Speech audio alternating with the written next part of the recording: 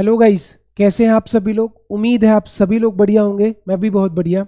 आज का जो वीडियो है उसमें हम साधारण ब्याज और चक्रवृद्धि ब्याज, simple interest and compound interest पर आधारित क्वेश्चन पढ़ेंगे, जो कि आपके एनटीपीसी सीबीटी 1 में आए हुए हैं। 2020 और 21 में जो एनटीपीसी हुआ था ना सीबीटी 1, उसके क्वेश्चन है। तो वीडियो बहुत ही इन्फॉर्मेटिव होने वाला है। अगर आपको वीडियो किसी भी पॉइंट पर कहीं पर भी अच्छा लगता है तो कमेंट करके जरूर बताएं, वीडियो को लाइक करें और ज़रूरतमंदों तक शेयर करें। और चैनल पर पहली बार आए हैं तो चैनल को सब्सक्राइब करें और खासकर पढ़ने वालों तक शेयर करें। उन्हीं के लिए ये वीडियो वैल्यूएबल होने वाला है। तो चलिए गाइस, आज का वीडियो स्टार्ट करते हैं। जय महाकाल। आप जानते हैं कि आज हम साधारण ब्याज और चक्रवृद्धि ब्याज के क्वेश्चन पढ़ने वाले हैं। ठीक है, तो सबसे पहले पहला सवाल आपकी स्क्रीन पर ये रहा।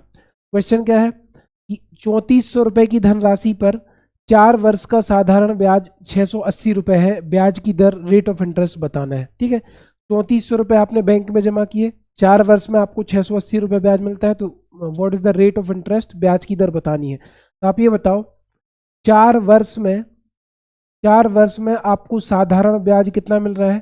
4 वर्ष में आपको मिल रहा है 680 रुपए। अगर मैं आपसे कहूं कि 1 वर्ष का ब्याज निकालो, तो 1 वर्ष का ब्याज कैसे निकालोगे। 680 में आप 4 का भाग दे दो, 4 एकम 4, 4 एकम 4 बचा 2, होगा 28, 4 सत्ते 28, 0, 170 रुपये। जब 4 साल में 680 रुपये मिल रहे हैं तो 1 साल में 170 रुपये मिल रहे हैं। और ये ब्याज मिल किस पर रहा है, मूलधन पर, है ना। साधारण ब्याज हमेशा मूलधन पर मिलता है। सवाल में मूलधन 3400 रुपये है। तो आप कहोगे सर 170 रुपये मिले हैं, किस पर मिले हैं, 3400 रुपये पर मिले, है ना। 170 रुपये का ब्याज मिला है 1 वर्ष में, किस पर, 3400 रुपये मूलधन पर। और किसी भी भिन्न का प्रतिशत निकालने के लिए 100 से गुणा कर दो। 2 जीरो से 2 जीरो कट गया, 17 दूनी 34, 17 एकम 17, 0, 2 एकम 2, 2 पंचे 10। कितना उत्तर आ गया, 5% इस क्वेश्चन का आंसर है। आपको किस ऑप्शन में दिख रहा है, डी ऑप्शन में आंसर दिख रहा होगा। अगले सवाल की तरफ हम चलते हैं। अगला सवाल है, एक धनराशि का 10% वार्षिक दर से 2 वर्ष का साधारण ब्याज 500 रुपये है। अगर आप 10% की रेट से 2 साल के लिए पैसा जमा करते हो तो सिंपल इंटरेस्ट साधारण ब्याज 500 रुपये मिलता है।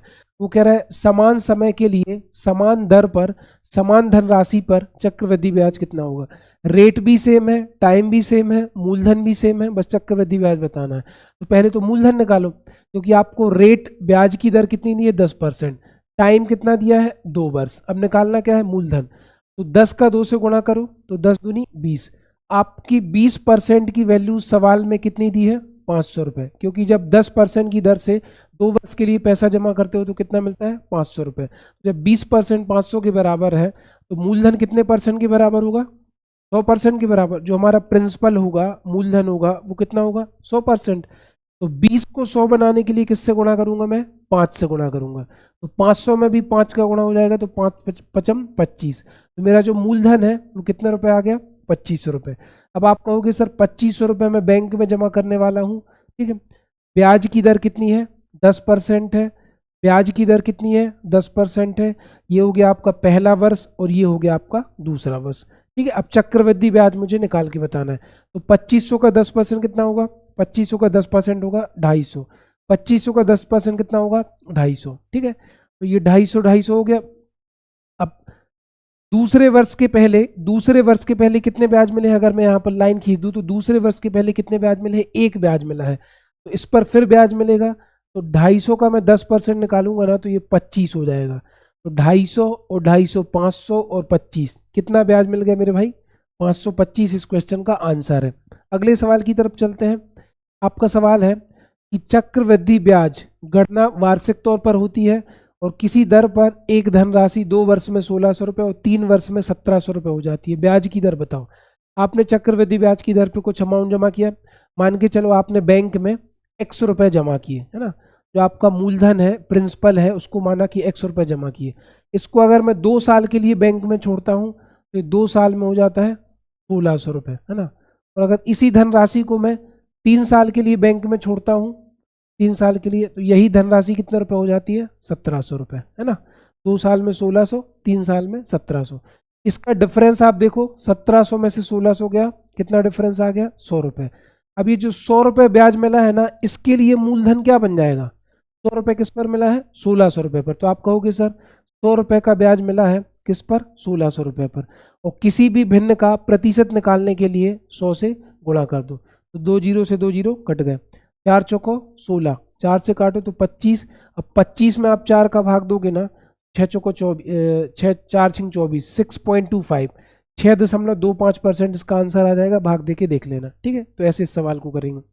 अगले सवाल की तरफ हम चलते हैं। अगला सवाल क्या है कि अनिल ने 7200 रुपये दुबे को 3 वर्ष के लिए, ठीक है। इसके बाद 8400 रुपये राघव को 4 वर्ष के लिए समान साधारण ब्याज की दर पर उधार दिए और ब्याज के रूप में उसे कितने रुपए प्राप्त हुए, 4968 रुपये। तो प्रति वर्ष ब्याज की दर बताओ। तो साधारण ब्याज का फॉर्मूला क्या होता है, साधारण ब्याज बराबर मूलधन गुणित दर गुणित समय बटे 100, P into R into T upon 100, है ना, ये होता है, ठीक। तो आप कहोगे सबसे पहले अनिल ने 7200 रुपये उधार दिए, मूलधन हो गया 7200, ठीक है। कितने वर्ष के लिए, 3 वर्ष के लिए।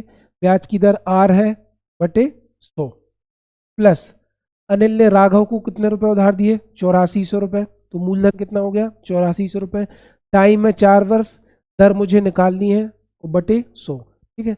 और इतनी उधारी जो 3 साल के लिए दी 7200 रुपये और जो 8400 रुपये 4 साल के लिए उधारी दी, दोनों उधारियों से उसको साधारण ब्याज प्राप्त हुआ 4968 रुपये। कितना प्राप्त हुआ, 4968 रुपये, ठीक है। तो 2 जीरो से 2 जीरो कट गया, 2 जीरो से 2 जीरो कट गया।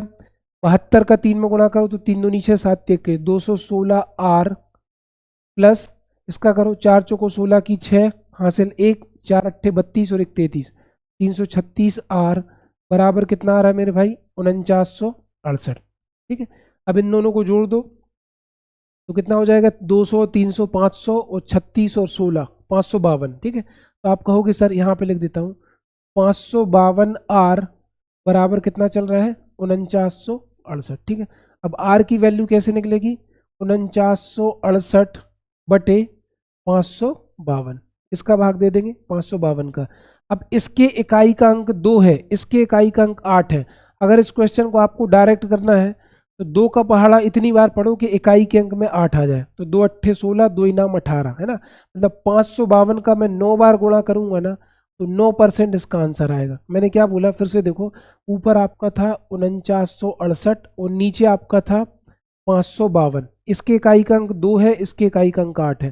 तो 2 का पहाड़ा इतनी बार पढ़ो। सबसे पहले तो आप ऑप्शन देख लो, 10%, 8%, 12%, 9%, एक ही बार करीब भाग जाएगा। तो 2 का पहाड़ा इतनी बार पढ़ो कि इकाई के अंक में 8 आ जाता है। 2 इनाम 18, तो 552 एकम 552, 552 नम्मा 4968, 9% इस सवाल का आंसर होगा।